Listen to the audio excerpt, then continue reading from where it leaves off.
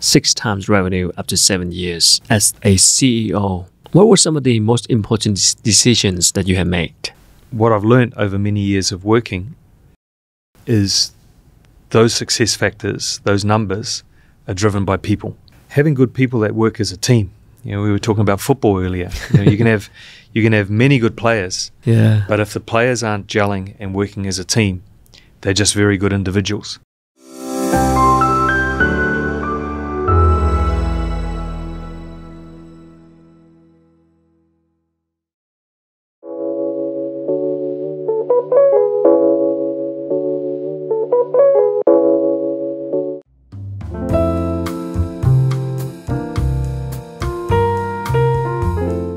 Hello and welcome to the Quốc Khánh Show podcast. This is Quốc Khánh. I'm your host.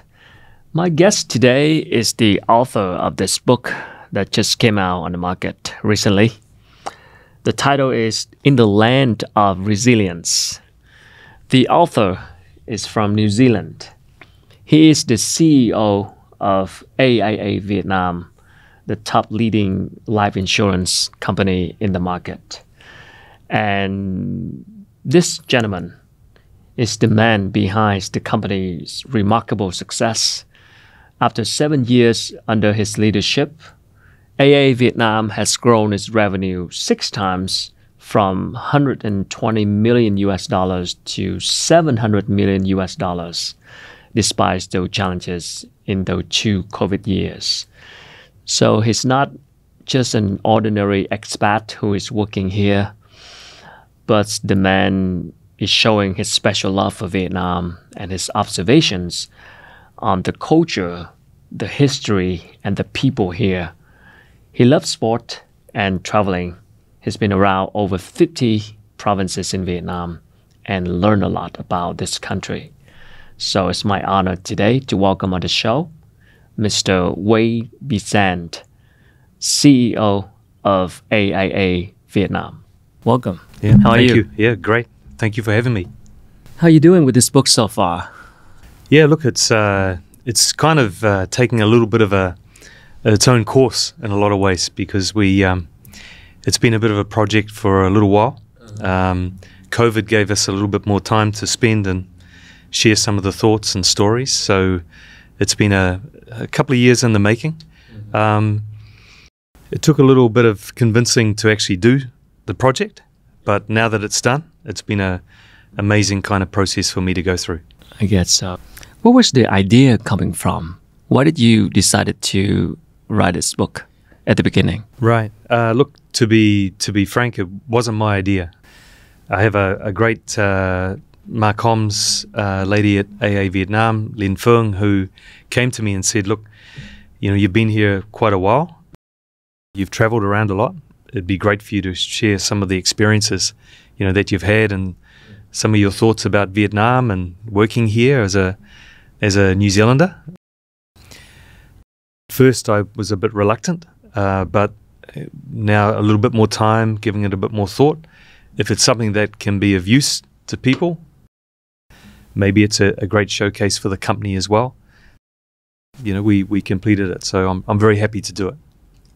I mean, the title is called In the Land of Resilience. What is so special about resilience factor that caught your attention? So, tura tik lik su. So I like the history part. I think we can learn a lot about the future, about what's happened in the past. The thing that struck me here in Vietnam very quickly was the history of the country. And as a result, a lot of the qualities that Vietnamese people have. And there are a lot of qualities. But the thing that featured for me was the resilience, cương, the way that people look forward, very positive, but also very resilient and work very hard. So, I mentioned things in the book around cương, lạc quan, being positive, chăm chỉ, hard work, kiên nhẫn, patience and persistency, all of those things, the qualities that come together. But I think cương is probably the defining factor, the defining quality that I see in Vietnamese people. And you observe that from your staff pretty much? I observe it with my people, yes, but also when I travel around a lot. It's a quality you see often in Miền Trung and Central, but I see it throughout Vietnam. And a lot of it is around the work ethic and being very persistent and focused around achieving things, which I think is that focus and history over a long period of time for Vietnamese people it's where that resilience factor has come out. You're an avid traveler. You travel a lot. I can take a look at the book and see you love traveling and you've been around the country, maybe more than I do. And tell me about some of the places that give you the most unforgettable moment. You're right. I've traveled a lot, over 50 provinces in Vietnam over the time I've been here, and there's only one or two parts of Vietnam that I haven't been to. Right up north, up towards the border, China, I haven't gotten right up the top there, but Miền Bắc, Miền Trung, Miền Nam, I've been everywhere. Miền Tây, everywhere down south I've been. Probably a couple of provinces that I'm really quite taken with: Quang Binh, Quang Tri, and North Central. The people there of Rat Kin Kung, very, very resilient people. How? I think through wartime in particular, the recent history. I think the people in Central also have that quality a lot, defined for Vietnamese people, but particularly in Central. Sun Dom Caves was another thing. I've got a chapter on Sun Dom in the book. I saw that, yeah. And I call it the beauty beneath, because that was one of the most special times in my life to experience the 4 or 5 days in the caves. And again, that's in Quang Binh. So I've got an affiliation to all of Vietnam. So I enjoy going, traveling right through the country. Interesting. Not many expats who live here for a long time could write a book like this. Let's talk about your work here with AIA Vietnam. I know your background was in banking, right? How did you move to Vietnam? Right. What was the occasion? Right. Actually, it's in the book a little bit as well. We cover it off. So after a long career, I worked for ANZ Bank back in New Zealand, and then moved into the CEO role for AA New Zealand. And I was lucky my direct boss had the portfolio of countries that included New Zealand and Vietnam. So when the opportunity came up to look for a CEO for Vietnam, he called me. And I remember it very, very clearly, the conversation. He said, you should take this opportunity. And I'd never been to Vietnam before. I'd traveled around a bit around Asia, but I'd never been to Vietnam. So as he was talking to me, I was Googling exactly where Vietnam was. I saw this little S-shape. A totally new country. New country. And so the first chapter is Vietnam, the country I needed to Google. And, he was very glowing about the opportunity and working here. And I'd not lived outside of New Zealand before. So this was a big step, and it was a Friday night that he called me, and Saturday morning I'd confirm, we would come over. So, yeah. So you make the decision out of curiosity, or? I think it was a good opportunity, a good time for me to be maybe looking at doing something a little bit different. Okay. I'd never worked outside of New Zealand. So, wow. And, everything first time overseas. Right. Totally new country. But also I'd heard a lot of positive stuff about Vietnam, and just purely from a work sense, the growth, the opportunity, doing something different, was a very strong pull for me. How is the difference in terms of the insurance market in New Zealand and comparing to Vietnam? And when you're switching from New Zealand to Vietnam, what kind of new environment that you have to adapt to? Right. I think, firstly, the market is quite different. A smaller market, a lot of banks and insurance companies in New Zealand. So it's a very competitive market. Vietnam is also very competitive, but there's a bigger opportunity. There's more people. the penetration of life insurance in particular in Vietnam is still quite low. So the market dynamics are quite different. There is an opportunity to do to grow. There's a very big growth market here in Vietnam. How low is it? 10% still? Yeah, it's around 10%. Wow. Yeah, so there's still a lot of opportunity for growth. Wow. Yeah. Okay. Also, in Vietnam, we have an agency model. Yeah. So we have agents that sell insurance. Bank bảo hiểm. Yeah, exactly. And, in New Zealand, you have advisors, financial advisors. So it's a little bit of a different model as well. Since I've been here, the bank assurance market has grown a lot in Vietnam. So the bank assurance is also another growing element in the market here in Vietnam. And then we've also lucky enough, as we develop our ecosystems, we're lucky enough to work with some great partners as well. So we have a relationship with Tiki, the e-commerce company here in Vietnam, who are doing fantastic things in the market. So it's an opportunity to do different things in Vietnam. The penetration now is still low. You just mentioned only 10%. What do you think are the reasons behind that? I think, again, that the market is still very new here. Now, it's only been operating around 2 decades. So I think there's a focus on making sure that the industry is putting that awareness and that education in terms of the benefits of life insurance. We're seeing life insurance grow quite quickly. Over the last, 5 to 7 years, it has grown very, very quick. But there's still a lot more room for growth. So I think the opportunity for bringing new products, making sure that it's very customer centric in terms of the benefits for the customers, but making sure there's an awareness and education program with what we do as well. How's the awareness from the consumers in Vietnam now comparing to 7 years ago when you first arrived? It's a good question. I think there is greater awareness today. AIA Vietnam, we put a lot of effort into the communities that we operate in. So we've got over 200 offices throughout Vietnam. We're very, very active in each of those communities, where we have a presence. So we contribute a lot to the community around CSR type events, looking at focuses we've got a particularly focus around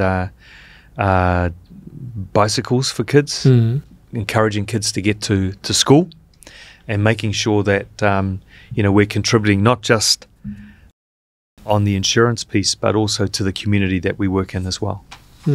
So the awareness is rising now, much better comparing to 7 years ago? Yeah, I think so. But look, there's always more room for improvement. Yeah. And I mean, what do you usually do you said you do CSR to raise the awareness. Are there any more effective ways to raise the awareness for the people here? Yeah, we do a lot of seminars. We do a lot of, customer focus groups. We spend a lot of time in big organizations talking about the benefits of insurance. The industry here do a really good job. The ISA, as part of the Ministry of Finance, they do a lot of awareness programs as well from an industry perspective as well. So there's a lot of stuff that happens in terms of that education part. I think the key is to make sure that we're doing everything we can to innovate, to have a customer-centric focus to what we're doing. I'm very lucky. AIA is, it's the largest life insurance company in the world. We've been going for over 100 years. We're just Asia-based. We're not in North America. We're not in Europe. We're just solely in Asia, in Australia, New Zealand, Asia Pacific. So we know the market here. We've never closed an office. We've always opened and had a presence in every country that we've opened. So we know the market very, very well. We know the nuances of the different communities in Asia, and that's why we've been successful for so long. Yeah. What's the deal with you mentioned Tiki, which is one of the leading e-commerce. website in Vietnam, and you are a life insurance company, and you're partnering with Tiki. What is the deal with that? Yeah, we've got a fantastic relationship, a partnership with Tiki. How does it help the Vietnamese consumers? Right. So they have a fantastic customer base. Okay. They're a very customer-centric organization. We know the people at Tiki very, very well. And so it just gives us an opportunity to work with Tiki to help on the awareness, help to add value to their customer proposition. What we love about a company like Tiki, their whole core essence is around adding value to their customer. Whether that's in logistics, in terms of the delivery of the goods, etc. They are very, very focused on customers. Frankly, many industries could learn a lot from a company like Tiki. So we're really very fortunate to be partnering with them to, look at ways that we can add value to their customers as well with our products and services as well. In the book, you said that what is good for Vietnam is also good for AIA Vietnam. Right. What do you mean by that? Yeah, the key for us is making sure whatever we do is sustainable, and is doing the right thing for Vietnam. We don't put a lens on something short term that might be something good for our company, but will not have a longer term positive effect in Vietnam. So our mantra is what's good for Vietnam is good for AIA Vietnam. And one of the key things that we do is around our community efforts, a genuine participation in improving the communities that we work in. So we do things in Central, up north, down south, and it's all around making sure that we give back to those communities. I sort of mentioned earlier, you can do so many things in Vietnam, and frankly, whatever you do is not enough, but that's not an excuse to not do anything. You've got to do as much as you can to help. So we're really proud of our focus in the communities. We donate bikes to kids to get the kids to get to school. We donate literally tens of thousands of bikes every year. Our agents, our staff, our partners all contribute to that. It's all stuff donated from our people. And we know it makes a difference. We've seen, since I've been here in Vietnam, we had a student at an SOS in Vin City in Nha An who came back 5 years later, and she said, 5 years ago I got a bike. Now I'm studying to be a doctor at the hospital. So we know it makes a difference, and you just need to keep doing as much as you can. So you, as the CEO of AIA Vietnam, I read a lot of testimonial from your coworkers and your friends. What type of leader are you? I think, and I talk about it in the book, I'm very much around people-centric approach, right? At the end of the day, where you started the interview around the growth and revenue. Yeah. And so a lot of success in business is defined by numbers and defined by growth and those sorts of things. What I've learned over many years of working is those success factors, those numbers, are driven by people. And the success that I've had here over the last 7 years or so has been a lot about having really good people, having good people that work as a team. We were talking about football earlier. You can have many good players, but if the players aren't gelling and working as a team, they're just very good individuals. So I've been very lucky to have a great team work with me, and my focus and my leadership is around a couple of things, and it's very consistent with AA. We have an empowering culture at AA. So as a CEO for Vietnam, I'm empowered to I know this market very, very well. So I'm empowered to do my best in this market. And it's the same with my team. I have a great team of people around me. We've grown from around 500 staff to around 1,300 now. So we're very protective of the culture that we have in the organization. and the people that we bring in. So, and we've got a big focus around developing and coaching our people. I'm lucky. I've got a great Eileen in the HR team. We've got a great coaching culture in Vietnam, in AIA Vietnam as well. So I guess my leadership is very much around people. You know, having good people, having the right people will drive the right outcomes. Do the right thing the right way with the right people, and the results will come. I think the key around, you know, sport is making sure that you have a real good discipline like you take into business. So why do people choose AIA over other? I mean, what would make you stand out? Yeah, sure. So for your companies, for your employees, for your team, you said you always motivate people to go out of their comfort zones. Could you give me some examples? What are the comfort zones that we are talking about? Yeah, look, in a work sense, it's definitely about making sure that people are doing different things within the company.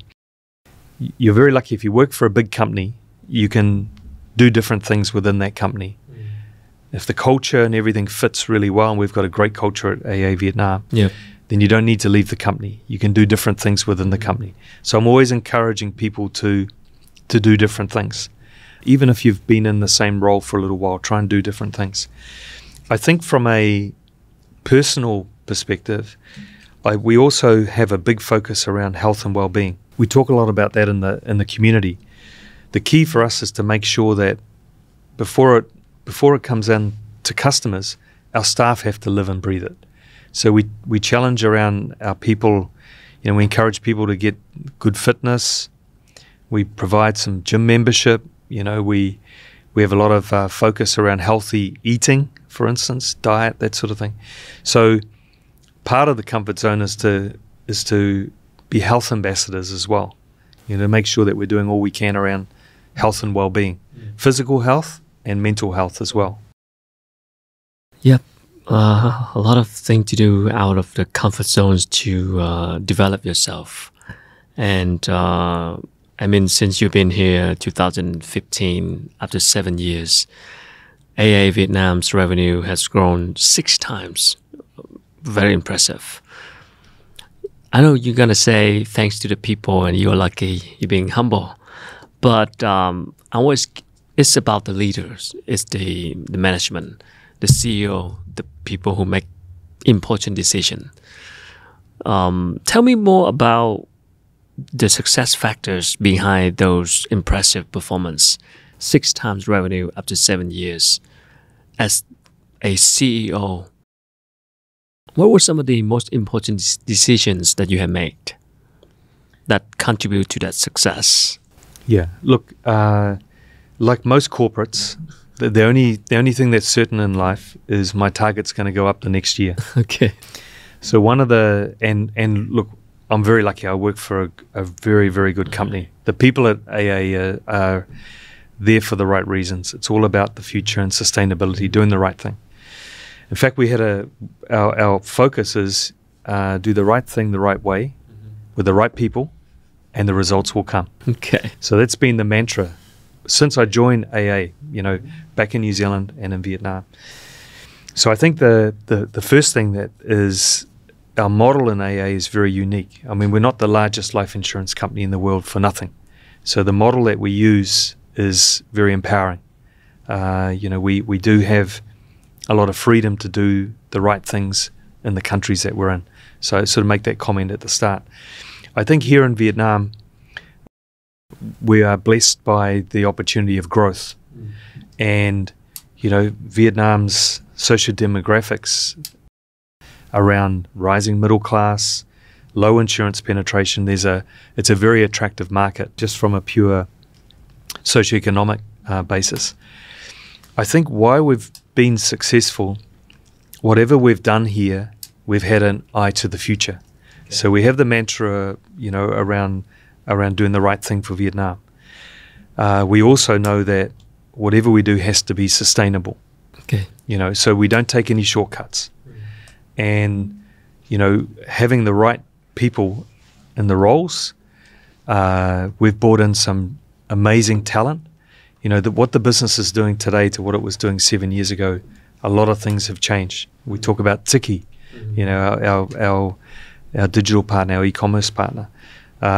Bank assurance has grown remarkably in this period.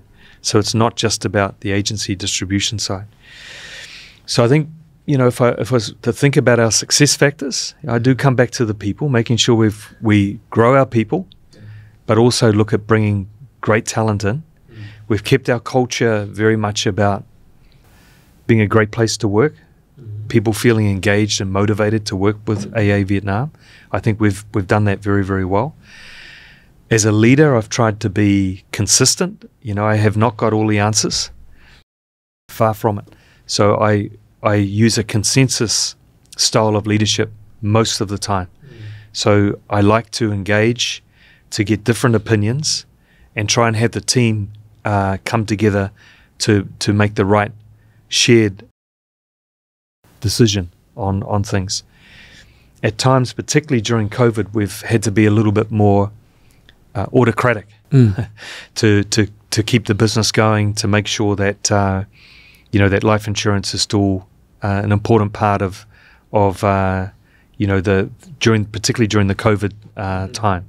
So, you know, I think you've got to be a little bit adaptable as well. I think it starts with your staff. Your staff have to feel first what you want your customers to feel. So it's all about nhân, viên first is the focus.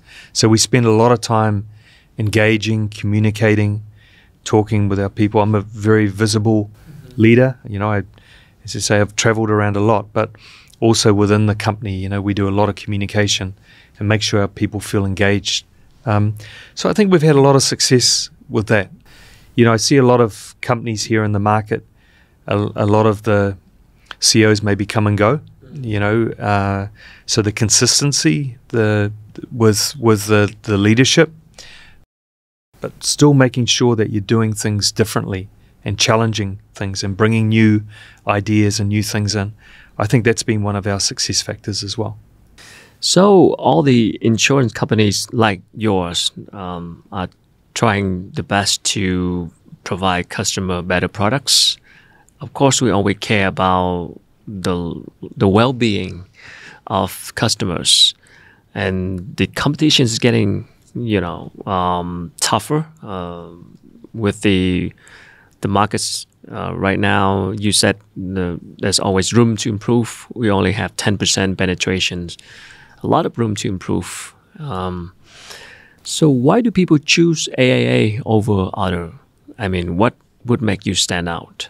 What are some of the factors that would make people choose this kind of brand over other brand? Right. It's a good question, because much of the products and services that the insurance companies offer are quite similar.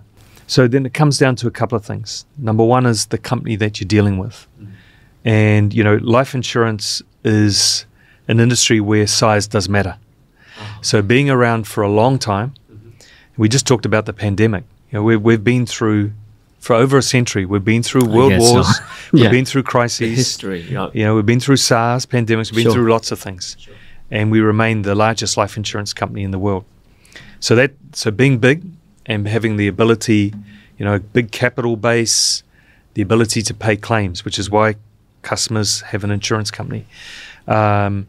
You know, so we're a big, strong, well-capitalized company, number one. Number two is we're only in Asia. So we understand the markets that we're in. And, you know, in each of the markets we've been in for a long, long time. And so we understand the nuances of the countries that we operate in, number two. I think as a customer, I'm also interested in what the company is contributing back into the country.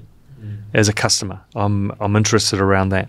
I'm interested in, okay, where's my premium going? You know, what are the benefits that I'm getting? Not just as a customer, but as a person in this country. And you know, so as I say, we're very proud of our CSR activity that we do in Vietnam. It's makes me very proud of that. Then it's got to be around, okay, what value am I getting? What is the value that I'm getting? What's it adding to my life? How's it improving my family? And I think for us, the core part is around this healthier, longer, better lives. This proposition around having people healthier, mentally, physically, contributing to diet, contributing to mental well-being, to fitness.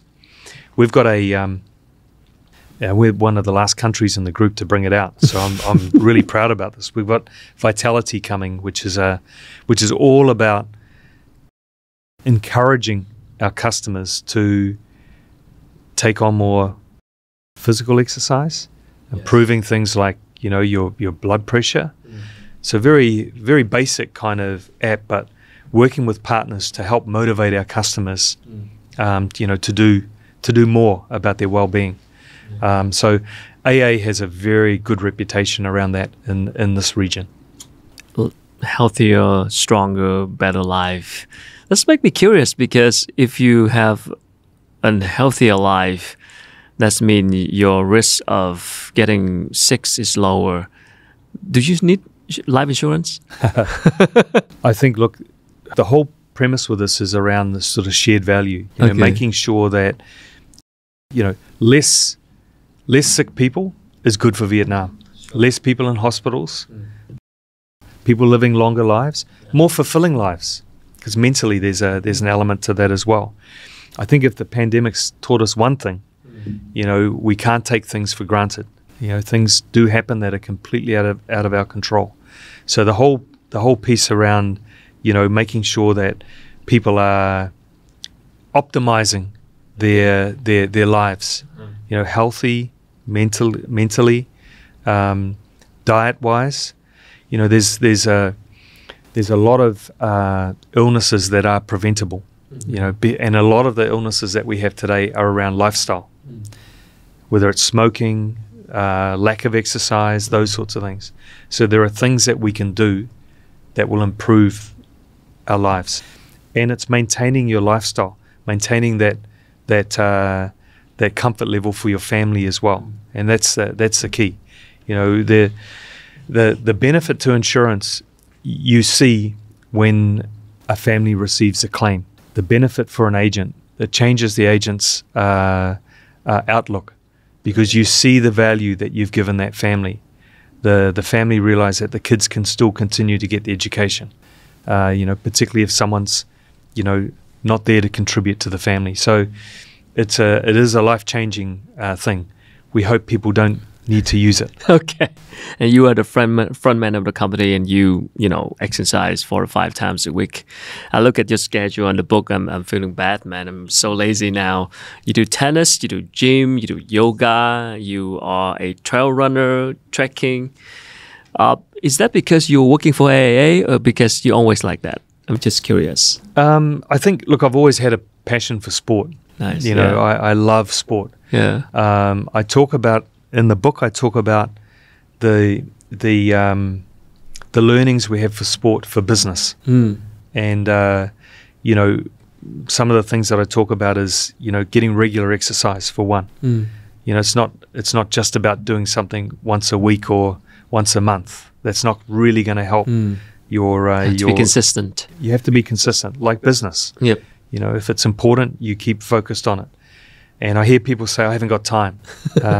That's not right. You just get up an hour earlier. I know, I see that. So I'm not having a go at you. I'm just, I'm saying that that's motivating me, man. So I think the key around, sport is making sure that you have a real good discipline, like you take into business.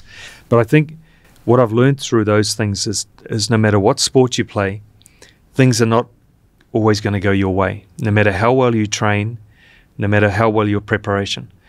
And that's another thing to take into business, because sometimes you need to change your tactic, or you need to do things differently. And we've seen that with recent years.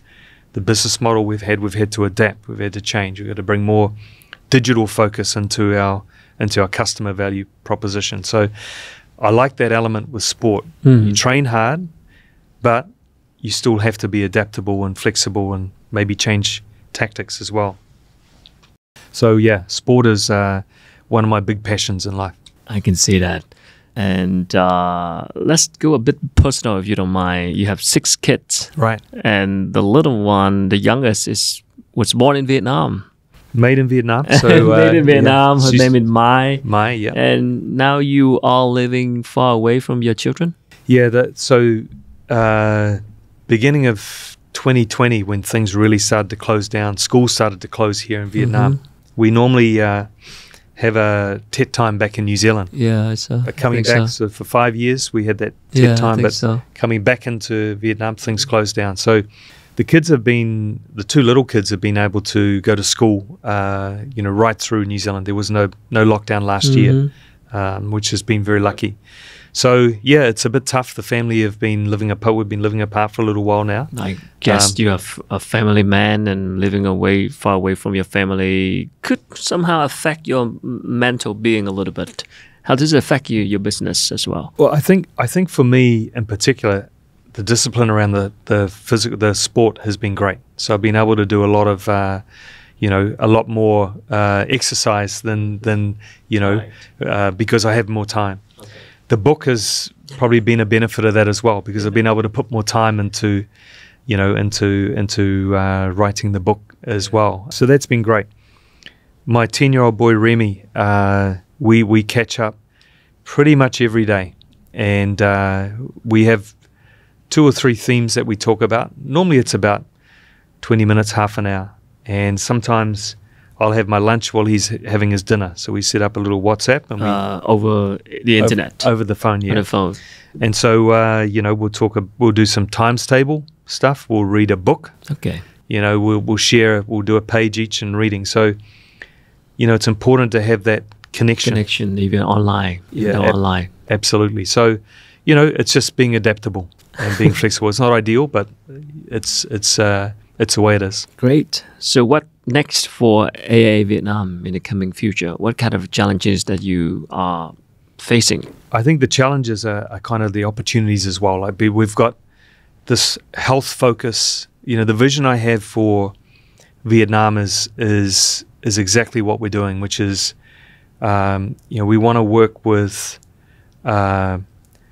partners, companies. We want to have an ecosystem that's all about healthier, longer, better lives.